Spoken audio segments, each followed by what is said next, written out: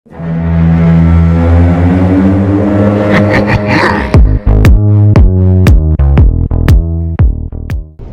vidéo est totalement le reflet de la pensée de son auteur, et si d'une manière ou d'une autre vous étiez perturbé, choqué par mes propos, sachez que vous pouvez me laisser un commentaire que je me ferai un plaisir de ne pas lire. Surtout ne me lis pas, sauf si ta vie en dépend. Haydn, violence majeure. Récit initiatique, prérequis. Vibratorium alchimica. Bienvenue. Voici la première leçon. Comme 99% des humains, vous ne savez pas vous contrôler. Vous lisez clairement la mention « Surtout ne me lis pas sauf si ta vie en dépend », mais votre curiosité est bien trop forte. Maintenant, ne critique pas, ne partage pas, avance et ferme-la. Vous ne savez pas, vous ne savez rien.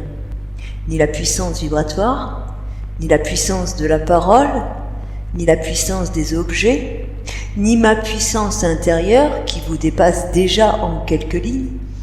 Vous êtes partagé entre curiosité, folie, jalousie, soif de savoir et puis peur de tout votre inconnu. La magie n'existe pas parce que je la maîtrise.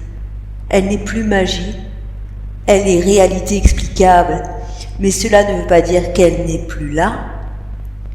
Cet ouvrage n'est pas anodin. Rien n'est jamais anodin dans ce monde. Mais cela aussi, vous n'en faites pas cas. Je vais vous laisser une chance de faire marche arrière. C'est la nature de votre cœur qui déterminera votre capacité à lire les lignes. Ne cherchez pas à lire entre les lignes, car entre les lignes, il n'y a rien. Quittez si vous avez peur. Qui suis-je ? Je suis l'initié, l'alchimiste, l'architecte de l'univers, de cet univers, dans ce niveau, dans ce plan, dans ce cube qui n'est pas plus gros qu'un micron et qui, plus on généralise l'espace-temps et plus il disparaît de notre vue, de notre esprit. Je ne suis pas comme toi. Je conçois la hiérarchie et la puissance. Je suis grande et je suis petite. Je sais rester à ma place. Je sais rester à ma juste place. Pour certains, je suis une conscience supérieure. Et pour d'autres, aux prémices de mon évolution. Pour d'autres encore, je suis rien. Parce qu'ils ne peuvent pas me comprendre. Ce n'est pas que je ne parle pas clairement. Ils n'ont pas le niveau pour comprendre. Le sage ne se rabaisse pas devant l'ignorant. Il accepte que ce soit son niveau. Il n'y a pas d'enseignement. Chacun avance à son rythme, mais sachez une chose. L'ego est votre pire ennemi. Il vous empêche de recevoir la vérité et de grandir en sagesse. Haydn, l'œil inquisiteur. On se connaît déjà, vous et moi, oui, c'est à vous que je parle. Vous en êtes le seul et unique lecteur à cette heure. Oubliez le monde, oubliez tout. C'est entre vous et moi que ça se passe. Et vous avez choisi de rentrer dans le jeu après 2 sommations. Voyons donc jusqu'où vous serez capable d'aller. D'ailleurs, maintenant que les présentations sont faites, je vais vous tutoyer puisque tu as nié l'évidence par 2 fois. Oui, ça aussi. Tu l'ignorais, mais il n'y a jamais de 3e chance. Jamais. La première est pour juger de ta forme. La seconde est pour juger de ton fond. Le 3e temps acte et n'est plus de choix, n'est plus de raison. Le regret n'est pas soumis à pardon, comme dans l'espoir d'être renvoyé dans le temps, au moment où tu t'apprêtais à ouvrir ce dialogue avec toi-même, sans réfléchir, et que dans ta grande sagesse, tu trouvais raison en toi de ne pas faire, de ne pas lire. La mémoire est inviolable, mon cher. Ce qui est fait. Tu n'as jamais que la possibilité de réparer, mais jamais au grand jamais d'effacer. En tout cas, tu n'en as pas le pouvoir. Et même ceux qui ferment les mémoires, ferment des accès, mais ne peuvent pas modifier la vérité. Si tu quittes maintenant, tu seras faible. Et si tu continues, tu seras fou. Mais peu importe, le choix ne sera pas de toi. Il sera le pauvre reflet de ton cœur, et ce jugement n'est pas négociable. Ceci n'est pas une affaire d'homme. Maintenant, reste à déterminer la limite de ton courage. Jusqu'où iras-tu? Que comprendras-tu? Chaque ligne te jugera dans ton fond, et il n'y a rien qui de toi me restera caché, rien, pas même tes pensées les plus refoulées. Ce que tu cherches en réalité, ce que tu vois réellement, qui vit en toi? Je te connais déjà, et j'ai connu tes parents avant toi. Et ceci est le dernier combat, le dernier traitement. Tu as mis le pied de ton plein gré dans le trou noir, dans la mécanique de dissociation qui analyse ton état et qui te renvoie à ta juste place. Que veux-tu que je te dise? Que veux-tu que je te dise? Ce n'est pas moi, c'est toi qui n'écoutes pas, qui n'est pas au contrôle de tes voix, qui n'est pas maître de toi. Peut-être que ta voix, poids et mesure est encore trop faible, ou que tu n'as entendu que la voix de ta curiosité, alors que ta voix de raison hurlait à s'en arracher le gosier pour t'empêcher de faire un pas de plus. Te souviens-tu maintenant du frissonnement que tu as ressenti en lisant le titre? Le tic-tac de ton cœur s'est mis à palpiter dans ton intention d'aller plus loin. Tu ne peux pas dire que tu n'as pas été prévenu, que tu n'as pas été informé. À qui est-ce? Tu ne sais pas, tu ne sais rien. Tu ne connais pas ton pouvoir. Tu ne connais pas tes gardiens. Et tu ne connais pas tes ennemis. Peux-tu vraiment gagner la guerre comme ça? Maintenant tu veux fuir, refermer ce livre dans un grand claquement, expirant ta peur et le jeter au feu, mais n'oublie pas une chose. Tu ne sais pas, tu ne sais rien. Tu ne sais rien des conséquences de tes actes. Donc réfléchis bien à compter de maintenant, et sois courageux, sois guerrier, sois un homme peut-être, un chevalier dans sa devise, courage, honneur, fierté. As-tu perdu ton âme? Les sans-âme existent. Ils sont le fruit d'un mauvais mélange, car tout provient de l'alchimie, le pouvoir créatif qui suit des codes bien déterminés pour créer. Il faut plusieurs éléments dans l'espace-temps pour créer une vie parfaite. Et les sans-âme sont le fruit d'un mauvais mélange. L'humanité est de fait sans âme. L'âme se gagne dans le tout, en intégrant l'éternel sens. Et là où l'histoire pourrait arracher une petite larme, à toi mais pas à moi, car je n'ai aucun sentiment, c'est que les sans-âme se reproduisent entre eux. Voici le mal absolu qui contrôle le monde. Ça devient intéressant. Cela attise ta curiosité, mais pourtant, où te situes-tu dans ça? As-tu une âme? Parce que ceux qui n'en ont plus sont voués à se perdre dans le vide de leur existence, et surtout dans mon sourire en coin, en contaminant de leur peur tous leurs congénères. Je ne suis pas ton ami, pas encore. Je suis la voix du jugement pour l'instant qui s'immisce dans ta tête, qui vient te réveiller si tant est que tu puisses l'être, toi l'endormi, l'embrumé, l'ignorant de tout, car trop attaché au n'importe quoi. L'idiot du village a au moins la sagesse de ne pas connaître le mal, mais l'intelligent, lui, l'assoiffé de connaissance dans la reconnaissance, est encore trop malin pour être divin. Alors à qui est-ce que le chemin est loin d'être fini? Je ne suis pas méchante. Je suis très très méchante, et ce n'est que le début de ton calvaire.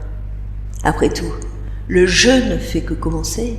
C'est vrai, je te l'accorde, tu ne connais pas les règles du jeu, mais c'est ainsi fait. Ainsi va la vie jusqu'à trouver la mort. Tu me reproches quoi exactement? De ne pas t'avoir informé ou de ne pas t'avoir demandé ton avis? Mais qui a dit que Dieu demandait l'avis des hommes avant de les juger? Ignorant de ton perpétuel jugement, le jugement des hommes te paraîtra bien petit et doux dans quelques instants. Je ne comprends pas bien tes doutes. mais je conçois ton ignorance sur le sujet. Tu ne connais pas Dieu? Moi je le conçois. Tu ne connais pas le diable, et moi je le médaille doublement pour avoir fait du bon travail. Oui, tu as raison, le temps a passé, et nous entrons dans le dernier jugement. Il faut bien connaître de la fin. Le mal absolu est jugé avant toi, mais au travers de toi. Comment pourrions-nous évaluer sa puissance si ce n'est que dans l'analyse de ta propre obscurité? Des codes et des codes que même le mal ne connaît pas aussi bien que moi, car le dernier mot revient toujours à l'éternel. Logique implacable, l'éternel est éternel. Je ris, bien sûr, je ris toujours. Le mal est autodestruction. Le mal se fait du mal entre lui-même, pendant que l'Éternel allie ses forces de concert et de concorde pour une danse qui mène au tourbillon perpétuel de sa perfection. Un tout en symbiose grandissant et surprenant. L'Éternel n'est pas une entité religieuse. La religion n'existe pas en soi, mais elle a été pratique pour contenir le mal, fabriquée d'abord pour enrayer le mal. Parce que si vous saviez toute la vérité, vous vous entretueriez dans une violence implacable. Même avec la religion, vous arrivez déjà à vous maudire les uns les autres. Alors, sans religion, ce serait l'anarchie. L'homme est petit, tout petit. Il n'est pas bon. Il se contient dans la peur de l'enfer ou dans la croyance d'un sauvetage paradisiaque. On le contient, vois-tu, et puis idiot même pour croire être suffisamment quelque chose que l'on puisse sauver. Lui, le fourbe, le menteur, le manipulateur, le faible de cœur et d'esprit, le violeur d'enfants, l'assassin, le traqueur, le dépeceur de ses frères et sœurs. Pardon, hein, j'ai honte de mon peu de raccordement avec l'humanité, moi. Vois-tu, je suis assigné à ma tâche, mais que l'Éternel vous garde de m'attribuer en suivant à moi seul la prérogative de prendre une décision en ce qui concerne de votre devenir. Vraiment, pense à sortir du lot si tu en as le courage. Puis la religion fut reprise par le mal pour manipuler les hommes. C'est ainsi fait, le mal finit toujours par s'approprier les systèmes mis en place parce qu'il n'a pas d'autre choix. Il est incapable de créer de lui-même, donc il vole, il manipule, il détourne, il trompe et rallie à sa cause les âmes faibles. Au départ, le mal noircissait le cœur jusqu'à le détruire, mais avec le temps et l'expérience, il a fini par comprendre qu'il valait mieux en garder une petite flamme, car c'est la seule manière d'avoir accès à la connaissance. La connaissance suit des paliers. La valeur du cœur en est la clé, et c'est ainsi qu'il organise tout pour que les cœurs croient faire bien. Et puis, ils s'approprient de leur création pour s'en servir. La peur empêche de sortir de la boucle, et dans son incapacité à ne pas faire, l'homme donne tout, dans sa naïveté. Il se livre de lui-même. Ah, il faut le reconnaître qu'une part du mal est forte sous sa forme d'intelligence supérieure, sans honneur, qui n'attend rien. Elle sait celle-là qu'elle est vouée à mourir quoi qu'il en soit. Elle sait que la mort absolue est sa fin. Donc une fois que l'homme met son pied dans l'ombre, il lui est difficile d'en ressortir. L'attaquant a toujours un point d'avance sur le défenseur. L'attaquant a un objectif que le défenseur ignore. Dans les hautes sphères, la marche arrière n'est plus possible.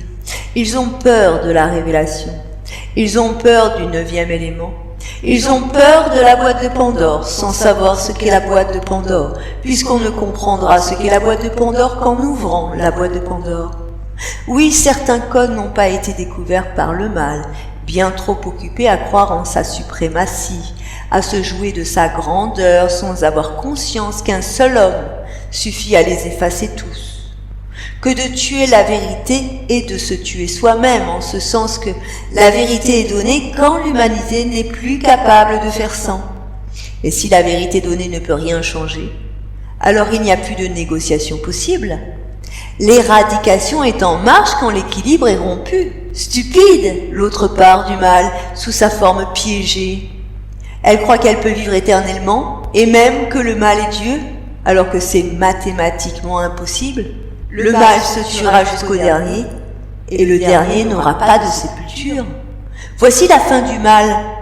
Mourir seul, sans personne pour l'enterrer. Parce que le cœur ne sera plus, même le bien aura disparu. Il n'y aura plus que le mal et aucun cœur de pitié pour pardonner. La faiblesse de l'âme.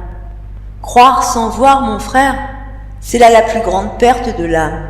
Son incapacité à se positionner sur la vérité de ce qui est, et seulement de ce qui est, et ce qui est, tu ne sais pas, tu ne sais rien, et encore rien, c'est beaucoup pour toi.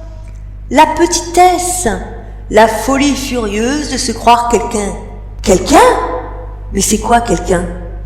Tu es quelqu'un, toi? Toi. Eh, mon frère, quelqu'un. Comprendra celui qui veut comprendre. C'est moi, et puis c'est pas moi. Vous savez? Vous ne savez pas.